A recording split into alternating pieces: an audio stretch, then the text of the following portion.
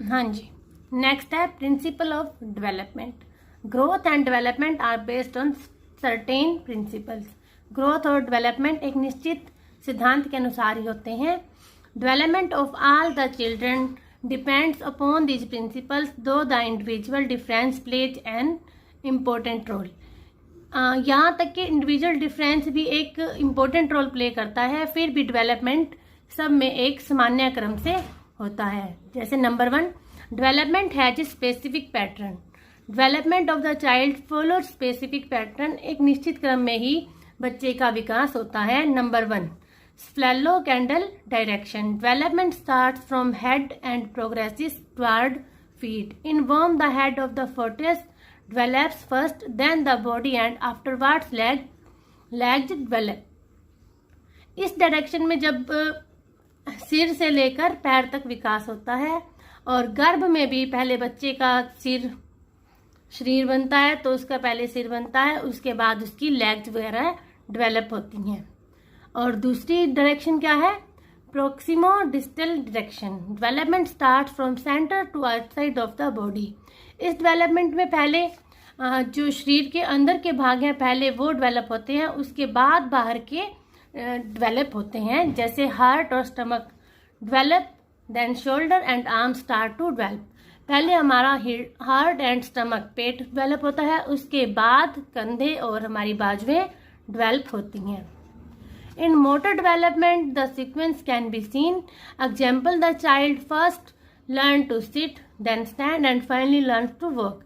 इसी प्रकार सबसे पहले बच्चा जैसे पहले बैठना सीखता है, फिर खड़े होना और फिर चलना सीखता है। The time of mastering these activities can differ in different child, but the development pattern is specific. वही बात जैसे पहले बताया था कि हर बच्चा थोड़ा बहुत टाइम का चेंज हो सकता है, लेकिन डेवलपमेंट सेम ही होती है। टाइम में चेंजिंग आ जाती है, लेकिन हर बच्चा पहले बैठना सीखेगा, फिर खड़ा होना और उसके बाद चलना। Number 2, development is a continuous process. From the time of conception the developmental process begin and continue till the death of the person. जब डेवलपमेंट हम गर्भ में बच्चा ठहरता है, उसके बाद से लेकर डेथ तक उसकी डेवलपमेंट होती ही रहती है। कभी कभी यह हमें दिखाई नहीं देती, लेकिन उसके पश्चात भी वो डेवलपमेंट हो रही होती है। The child grows in the वॉर्म of the mother and this process continues after the birth also. Many changes take place one after another in the child. Number 3, development. इसमें कई पॉइंट है, 9 पॉइंट इसमें दिए हुए हैं। इनमें से अच्छे से आपको 6 पॉइंट अच्छे से लर्न करने हैं, और वैसे आपको हर पॉइंट की नॉलेज होनी चाहिए। Development is from general to specific.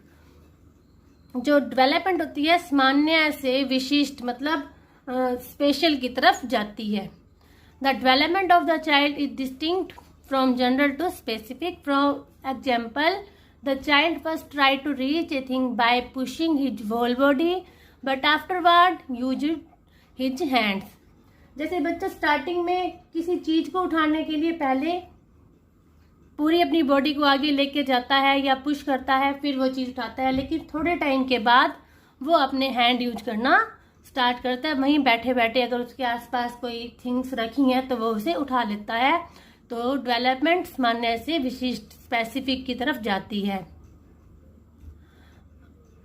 Differ rate of development for different parts. Different body organs and faculties develop at different speeds. Example, brain development is completed till 8 years, while intelligence developed till 16 years of age. Heart, digestive system, legs and arms are developed till adolescence period। Her body organ का development का अलग अलग time है। जैसे brain 8 साल में हमारा complete develop हो जाता है, उसके बाद हमारी होशियारी जो इंटेलिजेंस पावर है वो 16th एज ऑफ ईयर्स में आती है। हार्ट और डाइजेस्टिव सिस्टम एडोलसेंस किशोरावस्था तक डेवलप होते ही रहते हैं। नंबर 5 है individual difference is found in development. हर बच्चे का अलग तरह से विकास होता है।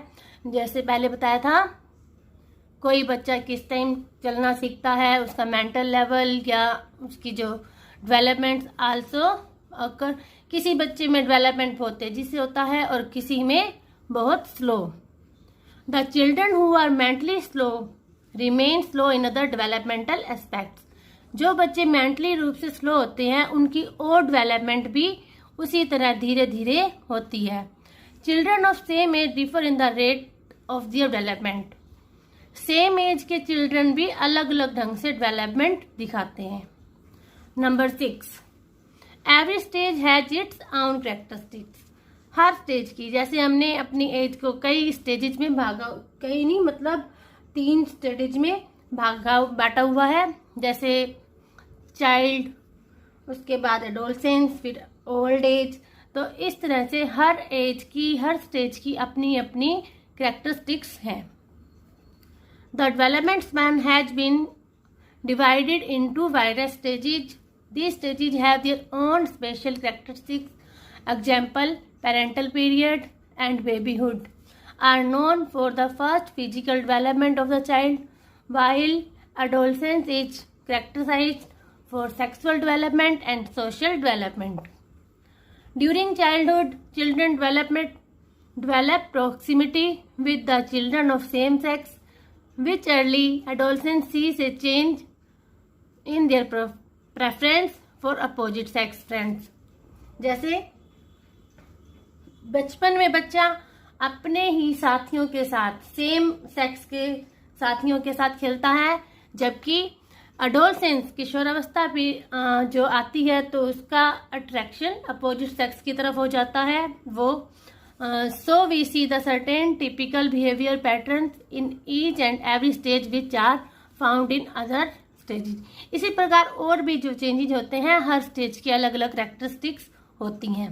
Number 7, every child passes through each stage of development. तो कोई भी बच्चा है किसी भी स्टेज को छोड़कर नेक्स्ट स्टेज पर नहीं जा सकता। जैसे बच्चा है, बचपन के बाद एडोलसेंस पीरियड आएगा, एडोलसेंस के बाद ओल्ड एज आएगी, तो कोई भी विदाउट एडोलसेंस के ओल्ड एज में नहीं जा सकता। तो every child passes through each stage of development due to specific and systematic pattern of development the child passes through every stage. It never happens that the child jumps over a stage to reach another. एक stage पार किए बिना दूसरी stage में नहीं जा सकता। Number 8, every child reaches his maximum stage of development. Every child has a different rate of development but reaches the optimum limit of its own development sooner or later. हर बच्चा चाहे जल्दी या लेट, लेकिन वो अपनी डेवलपमेंट की पूरी प्रक्रिया करता है। Many factors are involved in this process like nutrition, proper guidance, encouragement, etc. There are strain factors which hinder the process of development like malnutrition, bad company, unhygienic condition, lack of motivation. कुछ अच्छी है जैसे habits, अच्छा nutrition है तो development अच्छी होती है, और कुछ जो रॉन्ग प्रोसीजर बच्चे अपना लेते हैं, मेल न्यूट्रिशन, बैड कंपनी, इनके कारण डेवलपमेंट थोड़ी स्लो हो जाती है। बट हर बच्चा अपनी डेवलपमेंट की ऑप्टिमम स्टेज तक पहुंचता है। Number 9, the order of development depends upon sex motive. According to Freud, द development of the child depends upon sex motive during different stages of sex desire concentrated on different organs of the body. These are as follows. Fraud के अनुसार development sex के according होती है।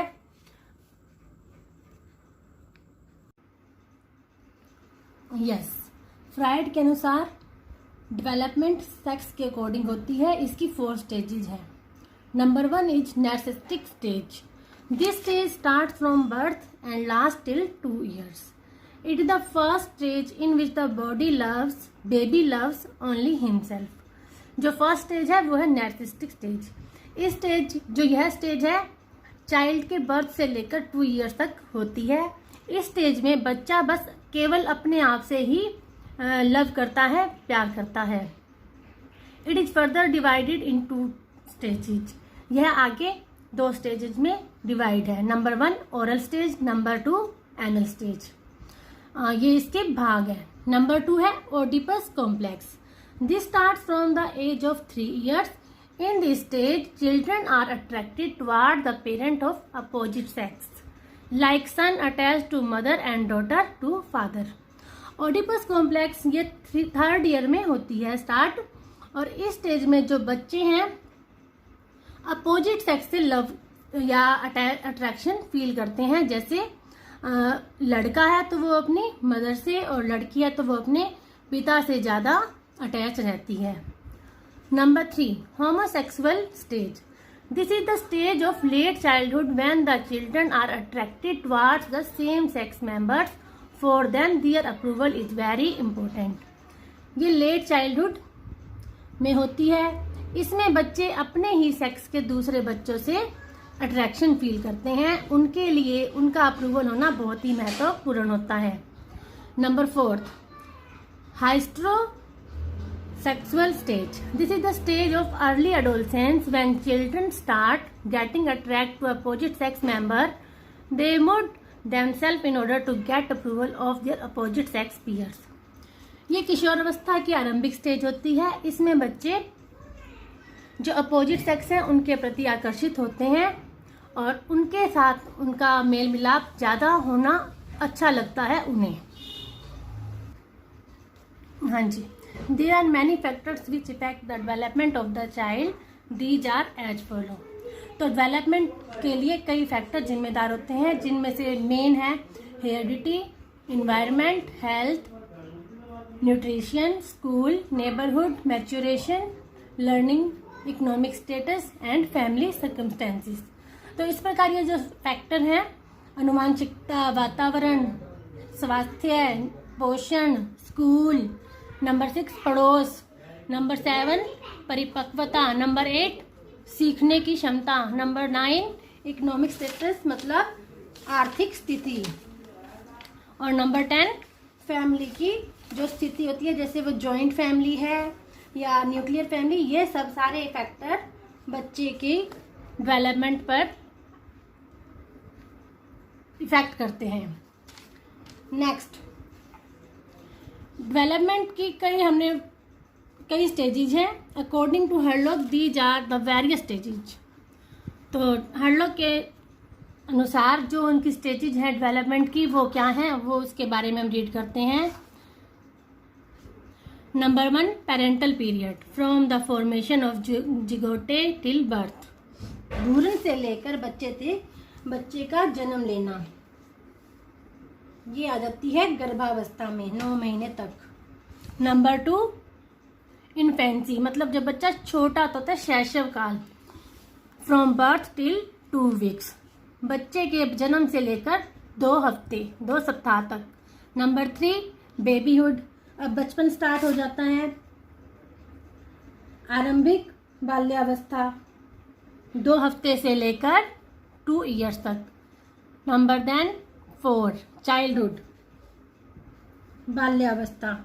Number 2 आ जाएगी शैशव अवस्था, babyhood, मतलब जब बच्चा छोटा सा होता है, और 2 years के बाद स्टार्ट हो जाता है बाल्यावस्था, बचपना, 2 to 12 years। इसको भी 2 भागों में डिवाइड किया हुआ है। Number 1 early childhood 2 to 6 years, late childhood 6 to 9 years।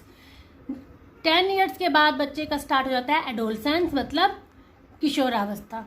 किशोरावस्था होती है 10 to 18 years तक।